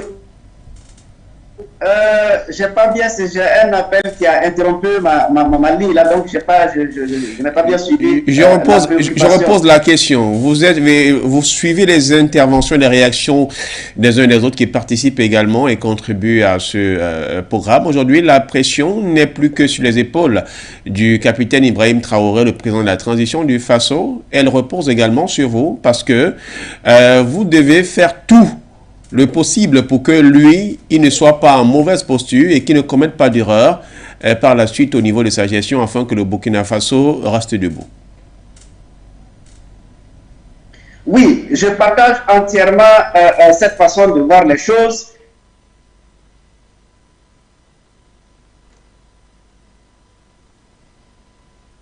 De la société civile qui s'est engagée lorsque, après le discours de Damiba, sa façon de conduire le pays nous a amené dans une introspection. Pourquoi? Parce que Damiba, lorsqu'il a fait son coup d'État, il a été applaudi dès son premier discours parce que la population avait dénoncé dans la gestion de Roch-Marc Christian Kaboré la question de la sécurité. Donc, Roch-Marc Christian Kaboré n'arrivait pas à trouver les solutions. Nabaloum, oui, permettez un peu, hein, juste un petit moment. On va prendre donc Mbanda Kani depuis la Côte d'Ivoire. Attention, ce n'est pas le Mbanda Kani, le président du Cameroun. On le confond très souvent. Monsieur, bonjour, bienvenue. Bonjour, For You Media. Bonjour pour tout ce que vous faites pour l'Afrique. Voilà, c'est Bandakani Emmanuel, le fils de Bandakani au Cameroun, le grand panafricain, celui-là même qui a éveillé la conscience de l'Afrique, celui-là qui est notre référence. Père, sois salué depuis ta position. Si j'ai fini de dire ça, monsieur le journaliste, nous voulons encore une fois féliciter le travail que vous faites. Ouais, certainement, vous et moi, nous sommes de la même promotion. Et quand nous vous voyons comme ça, l'Afrique est fière. L'Afrique peut respirer. Voilà. Parce que nous sommes conscients. Nous n'avons plus, nous ne nous comportons plus comme se sont comportés nos parents qui ont été aliénés. Ces méchants qui ont pris 5 francs pour vendre leur enfant hier. Merci à tous les panélistes et merci au PDG de For You Media. Maintenant, revenons à notre sujet, ce qui se passe au Burkina. Nous demandons à la société civile burkinabé de rester vigilant et éveillé. Nous demandons à Nestor Podassé et son équipe de prendre ses responsabilités, à Bayala et autres, parce que nous n'allons pas laisser cette énième révolution être volée par les colons, par ces mafieux. Et nous demandons au nouveau président Ibé, monsieur le président, tu n'es pas venu au pouvoir avec les armes.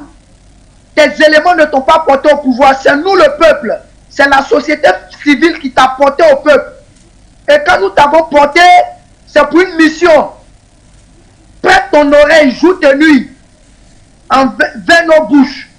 Sinon, de la manière dont tu es venu au pouvoir, nous qui t'avons donné le pouvoir, nous avons le pouvoir de t'enlever.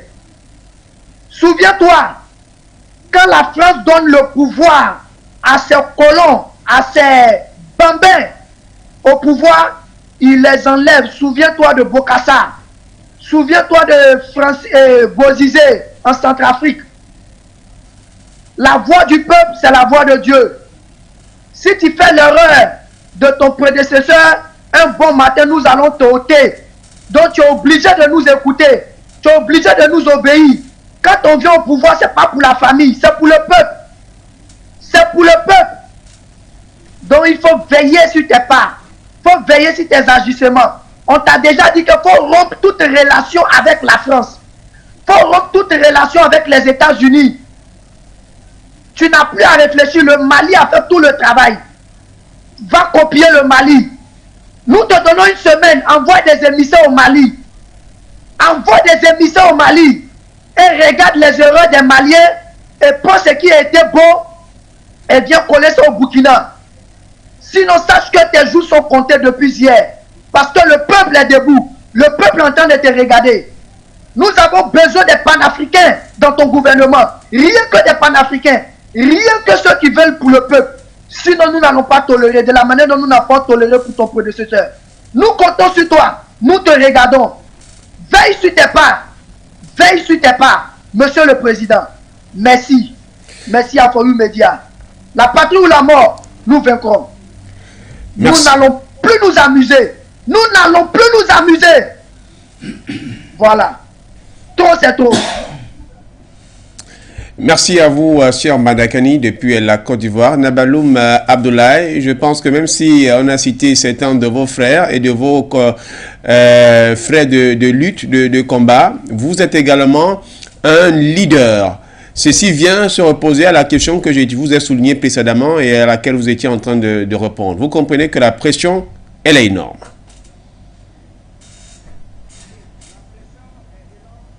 Je disais que on reprochait au président Roch-Marc Christian Kaboré de n'avoir pas trouvé des solutions sur la question sécuritaire et de n'avoir pas trouvé de solution sur la malgouvernance. Donc, voici les deux éléments qui ont milité à la chute du président Roch-Marc Christian Kaboré. Donc, quand le président Damiba est venu avec son discours qui nous a donné l'espoir et on a commencé à le soutenir, et dès lors qu'il a commencé à trahir le peuple, nous avons encore commencé à dénoncer. Et il n'a pas voulu écouter.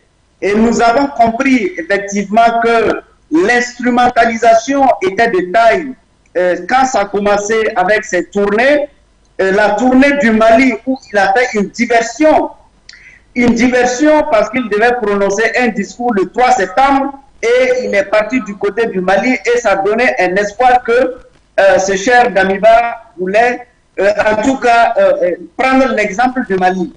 Mais à notre grand étonnement, il est parti du côté de Abidjan et après Abidjan, il est parti à Niamey où il a tronqué le treillis avec le costume.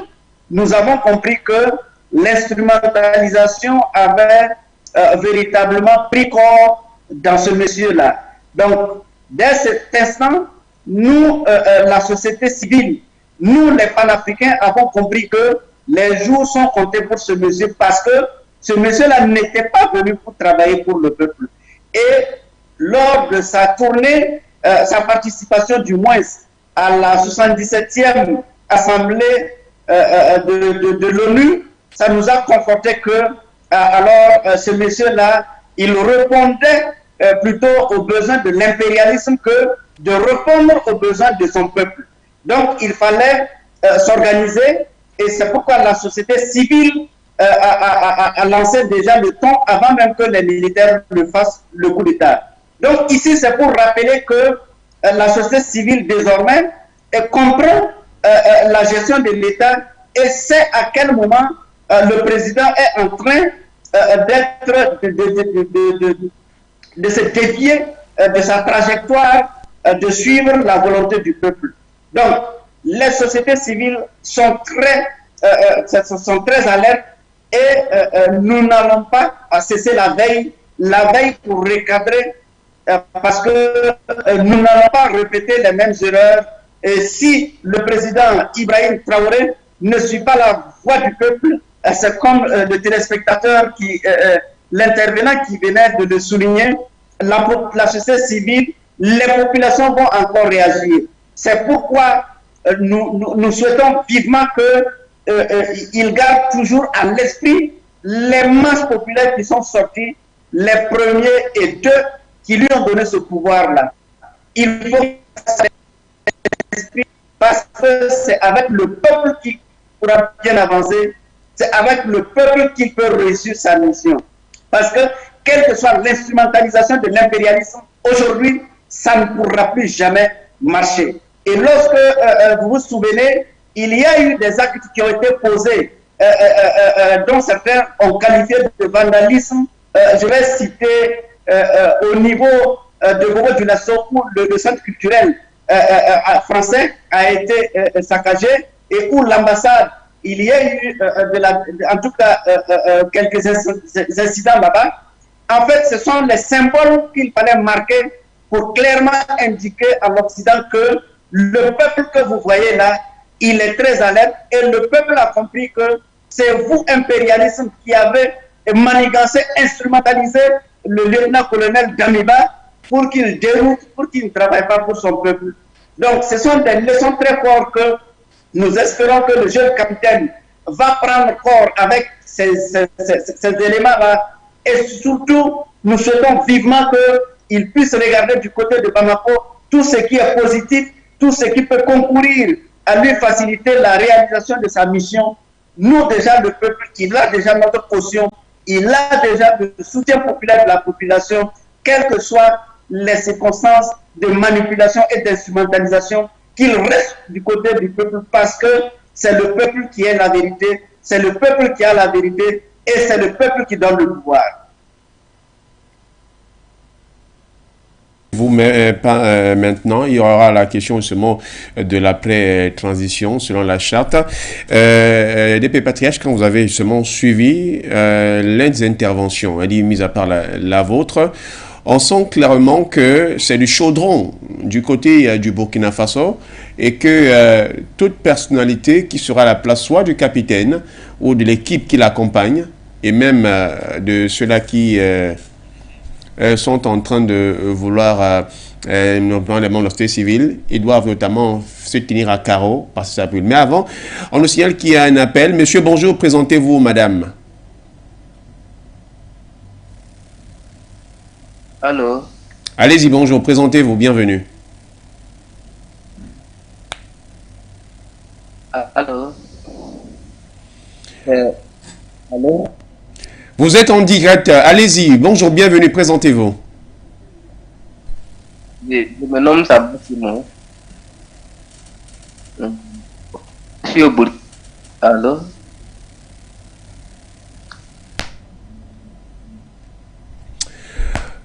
On ne pourra pas avoir cet appelant, quelques problèmes de connexion avec lui. Oui, parti H, allez-y.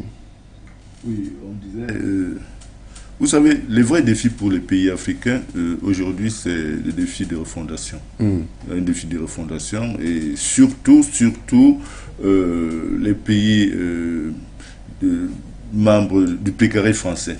Et la preuve, c'est que le franc CFA que nous utilisons s'appelle le franc des colonies françaises en Afrique. Il ne s'appelle pas le franc des pays africains en Afrique. Vous conviendrez avec moi que nous ne sommes pas sortis de l'auberge.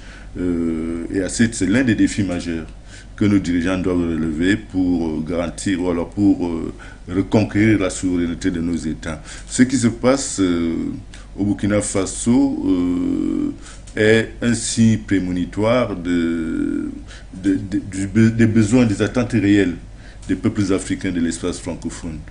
Je pense que s'agissant de la responsabilité des dirigeants qui sont appelés à accompagner le président, le jeune président burkinabé dans la gestion de la transition et au-delà, il faudrait simplement s'inspirer du cas du Mali où j'avoue que depuis quelque temps je n'entends plus parler de l'opposition du côté du Mali parce que justement au départ il y a eu une refondation, il y a eu une harmonisation, les gens se sont exprimés pour mettre en place une feuille de route et c'est cette feuille de route que les dirigeants sont appelés à mettre en musique. Je crois que c'est la même chose qui est en train de se dessiner du côté du Burkina Faso au lendemain justement des assises qui ont eu lieu.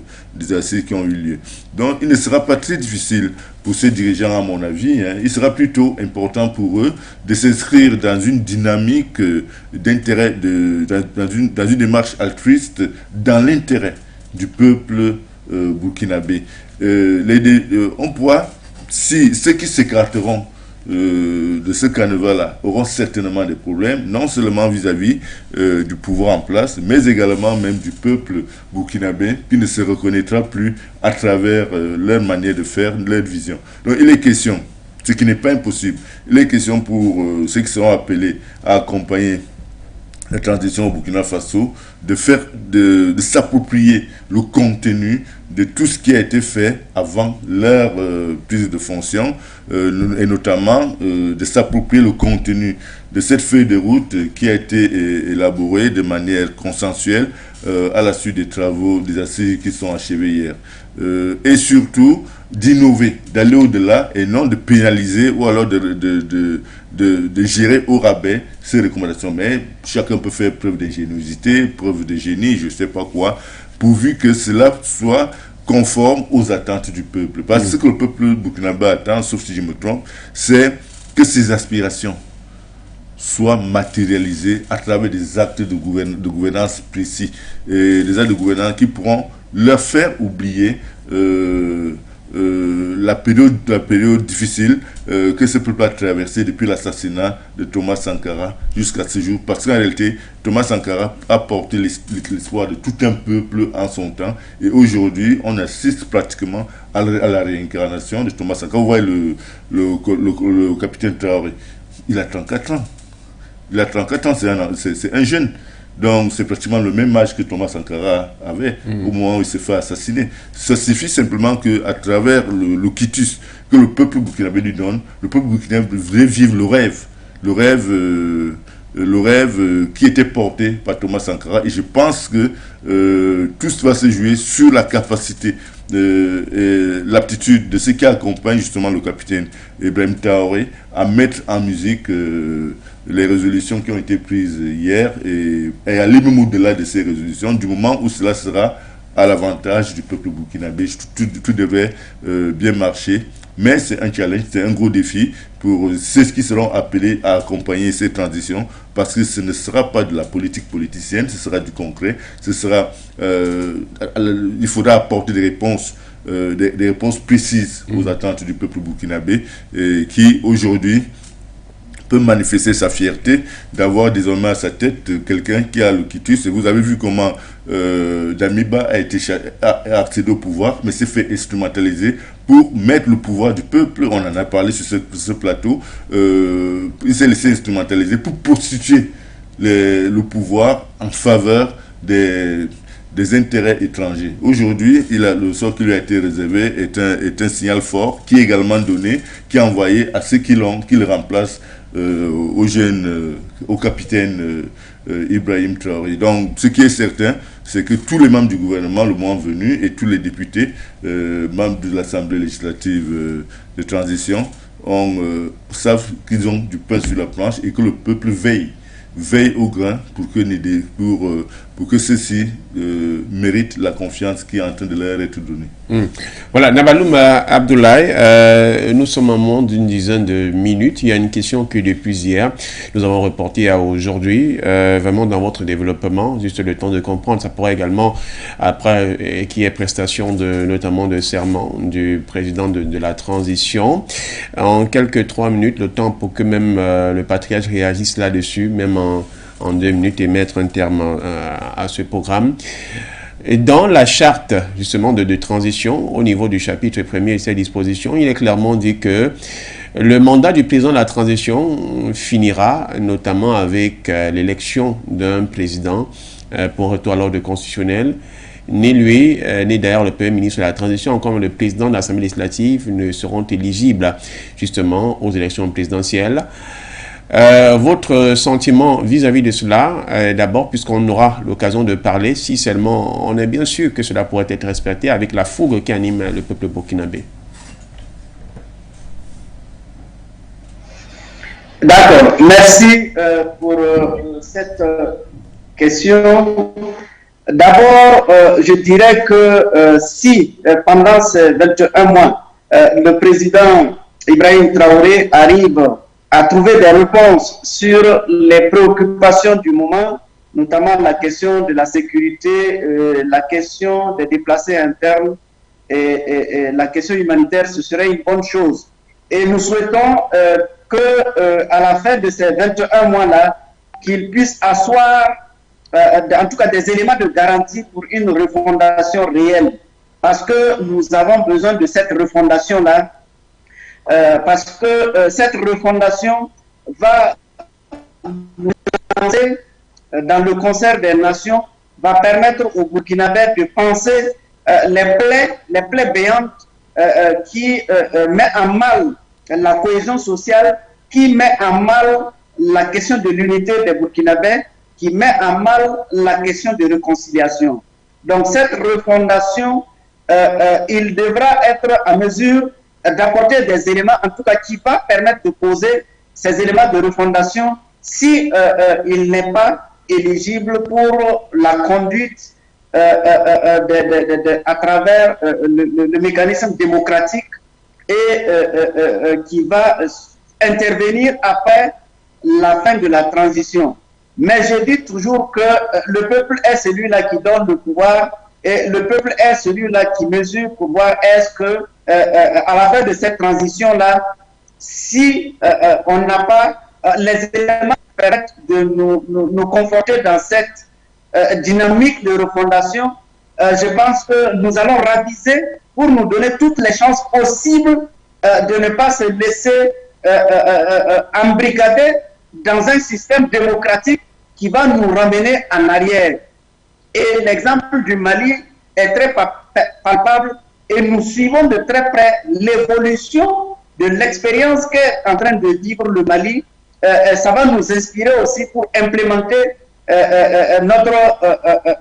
notre continuité après la fin de la transition. Donc aujourd'hui, ce que nous souhaitons, c'est d'abord que la question de la sécurité soit résolue, mais que le président Ibrahim Traoré et son équipe puissent poser des éléments fiables, des éléments pertinents qui permettent de construire une refondation. Parce que c'est la refondation qui va nous garantir que les aspirations profondes du peuple vont être prises en compte, l'intérêt supérieur de la nation va être l'élément qui va guider à cette refondation, l'élément qui va garantir le Burkina Faso nouveau. C'est pourquoi, à travers cette transition, nous voulons qu'il soit mis en évidence des patriotes, des nationalistes, des panafricains qui puissent activement être mis en exergue, pour que au soir de la fin de la transition, le président qui va venir, ce soit un président panafricain, ce soit un président patriote qui va continuer et en tout cas poursuivre les actions réussies de la transition. Voilà notre vision, nos attentes, et nous sommes très regardants sur ces éléments-là. Dans la conduite de la transition, nous allons toujours maintenir pour que cette veille-là soit suivie. DP, un mot notamment sur cet aspect qui a été évoqué par la charte de la transition. Le président de la transition, son mandat fini après l'organisation des élections présidentielles, mais il n'est pas éligible. Et je disais donc qu'il y a une fougue qui suit justement le capitaine Ibrahim Traoré. Le peuple a voulu qu'il soit là. Est-ce que l'on est sûr de pouvoir respecter? Nabaloum disait le peuple donne la voix, le peuple. Est-ce que finalement, donc, on pourra arriver qu'après la transition, si les fruits sont bons, qu'on dise qu'on voudrait que le capitaine Ibrahim Traoré devienne un personnel civil pour... Je crois que l'urgence aujourd'hui, c'est d'abord la refondation qui se déroulera durant les 21 mois que durera la transition. Après la fondation, chaque citoyen a le droit, selon toutes les conditions du monde, a le droit, s'il remplit les conditions, de prétendre à l'exercice. Mais lui particulièrement, le document dit clairement qu'il ne devrait pas être éligible en tant que président de transition. Le document le dit tout de suite. Bon, ça a été validé à leur niveau, mais moi je pense que c'est le peuple burkinabé qui sait, qui choisira qui pourra conduire ou non son destin. Les urgences actuelles, comme le disait Nabaloum, c'est d'abord garantir, ramener la sécurité, et pour ramener la sécurité, il faudrait qu'il fasse preuve d'audace en révisant les thèmes de coopération, ou alors en se tournant vers d'autres partenaires à même de garantir justement l'amélioration des conditions de sécurité du peuple burkinabé et bien dans d'autres secteurs d'activité. Mais je pense qu'il est précoce pour moi, et puis moi je suis fondamentalement républicain. Je pense que chacun doit avoir une chance de gérer les affaires de son pays du moment où il apporte des solutions attendues par le peuple. Et à ce titre, c'est le peuple qui est l'arbitre, qui donne le ton, et c'est l'arbitre qui en dernier recours donne le ton. Il faut éviter de copier cette histoire de démocratie à l'occidentale, mot par mot, parce qu'en réalité, nous avons vu en Afrique des gens comme le président paix à son âme, Kadhafi, le colonel Muammar Kadhafi, qui a fait de la Libye un Eldorado, mais qui a été assassiné par ceux-là même qui sont supposés être les gendarmes en matière de défense des droits humains.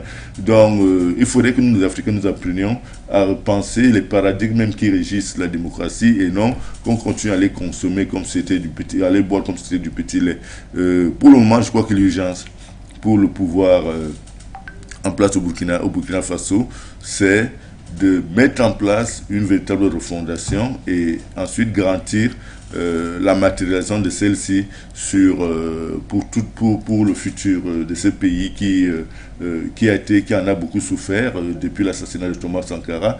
Et je crois que c'est à ce titre-là que le peuple et la société civile, donc notre ami Nabaloum, joueront un rôle, parce que c'est lui qui exerce le pouvoir, quel que soit le mécanisme mis en place dans le cadre d'une transition. C'est celui à qui le peuple fait confiance. Donc, mettre en place des verrous à caractère restrictif, c'est pas, à mon avis, une très bonne chose. Il faut donner la chance à ceux qui ont la volonté, à ceux qui ont des compétences, à ceux qui ont la vision de conduire les destinées de leur pays.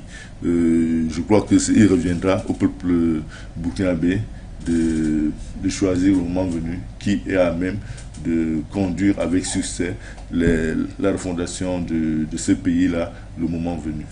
Voilà, merci à vous, Parti H. Kodo Pierre Claver, journaliste panafricain, Directeur de publication du journal Horizon Nouveau Magazine et notamment Africa First Cross News, président de l'AP2H-AP2A-APH, donc du côté du Cameroun. Merci d'avoir contribué avec nous ce matin. Merci, merci. C'est avec plaisir que je souhaite un excellent, un agréable week-end à tous nos téléspectateurs et téléauditeurs.